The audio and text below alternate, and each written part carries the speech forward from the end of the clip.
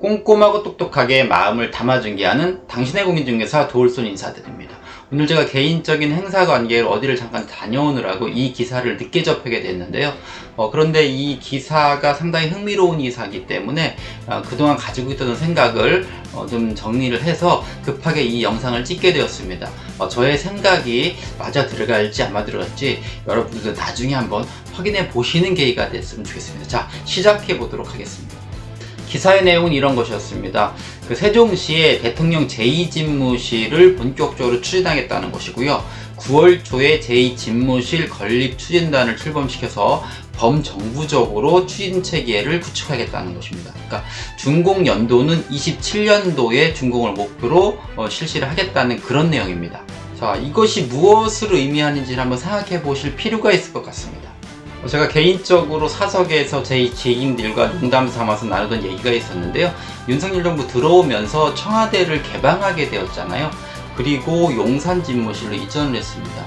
그러면 이제 5년 후에 문제가 될 텐데, 그러면 차기 정부는 과연 용산 집무실로 들어갈 것이냐 라고 하는 생각을 한번 해볼 필요가 있습니다. 근데 문제는 용산으로 가지 않는다면 청와대가 이미 개방됐기 때문에 다시 청와대를 사용할 수 없을 것이고, 그러면 어딘가에는 대통령 집무실 지어야 된다면 그때 제 든 생각이 이것이 결과적으로는 세종시에 상당히 좋은 호재가 될 수 있겠구나, 그런 얘기들을 제가 사석에서 농담 삼아서 줄곧 나누고 있었었는데요. 그것이 어느 정도 실현이 돼가는 과정으로 진행되는 것 같습니다. 원래 윤석열 정부의 로드맵은 그 제2집무실을 8월에 완공되는 제3청사에다가 어느 정도 짓지 않겠는가라고 하는 예측을 하고 있었는데, 얼마 전 뉴스에서 상당히 말도 많고 탈도 많았었습니다. 그래서 결과적으로는 거기 제2집무실이 들어오지 않고 기존 집무실을 사용하는 것으로 이렇게 가닥이 잡혔는데요. 원래 계획대로라면 거기에 제2집무실을 놓고 좀 장기적으로 해서 그 원수산 아래에다가 청와대에 준하는 그런 기관을 만드는 그런 계획들로 저도 생각하고 있었는데, 지금 과정을 보니까 이 2단계가 생략되고 바로 제2집무실이 제가 생각하는 그곳에 들어설 모양입니다. 그것이 될지 안 될지는 앞으로 진행돼 봐야 되겠지만, 제 예상대로라면은 제가 머릿속에 그리고 있는 그 방식대로 진행되지 않을까, 이런 생각을 하게 됩니다. 흥미로운 부분은 이 준공 시기가 27년도 상반기라는 것입니다. 27년도 상반기면 지금 윤석열 정부의 임기가 맞춰지는 시기입니다. 그 5월 9일 날 맞춰지고 차기 정권은 27년 5월 10일 날 다시 이제 시작을 하게 되겠는데요. 그때가 되면 세종시의 국회도 결국 개원하게 되는데, 27년이라는 해는 세종시가 결과적으로 입법부와 그다음 행정부가 다 같이 오픈을 할 수 있는 그런 시기가 될 것 같아서 세종시로서는 상당히 뜻깊은 그런 해가 될 수 있겠다라는 그런 생각을 하게 됩니다. 그래서 차기 정부가 어떤 그 당에서 또는 현재 야당인지 야당인지가 되든 상관없이 아마 그 차기 정부의 출범은 세종시가 되지 않을까 하는 그런 기대, 세종시민의 한 사람으로서 그런 기대를 갖게 하는 그런 로드맵이 오늘 발표가 돼서 의미있게 제가 밤늦게 이 영상을 찍어보고 있는 것입니다. 그렇다면 세종시 대통령 집무실은 과연 어느 곳에 자리 잡게 될 것인가 라는 부분들이 이제 궁금해질 텐데요. 아시는 분은 아시겠지만 어느 정도 제가 보기엔 최초에 그 행복도시를 만들 때 자리를 잡아놓고 있었던 그곳이 아닐까라는 그런 생각을 합니다.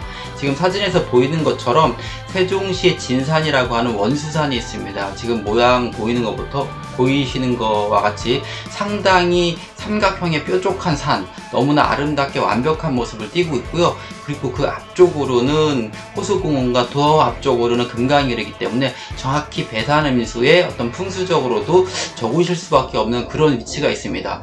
그곳에 아마 제가 보기에는 제2집무실, 즉 그 세종시의 청와대가 생기지 않을까라는 그런 생각을 해보게 됩니다. 행복도시 개발 계획들을 보면 저기 보이는 유보지 S-5라고 하는 그곳입니다. 저것의 정체가 바로 그 옛날부터 얘기가 되었던 청와대 자리고, 위치적으로 보나 여러 가지로 보나 저곳이 가장 제가 보기엔 대통령 집무실이 들어설 수 있는 그런 곳인 것이 분명한 것입니다. 아마 지켜보시면 아시겠지만 저기에 정말 젖을지 안 젖을지는 미래 상황이기 때문에 제가 예언자가 아니겠지만 얼추 저쪽을 예상하고서 진행을 해가는 것이 아닌가, 이런 생각을 갖게 됩니다. 입체지도를 보면서 그곳이 입지적으로 어떤 곳인지 한번 살펴보는 그런 시간을 가져보도록 하겠습니다.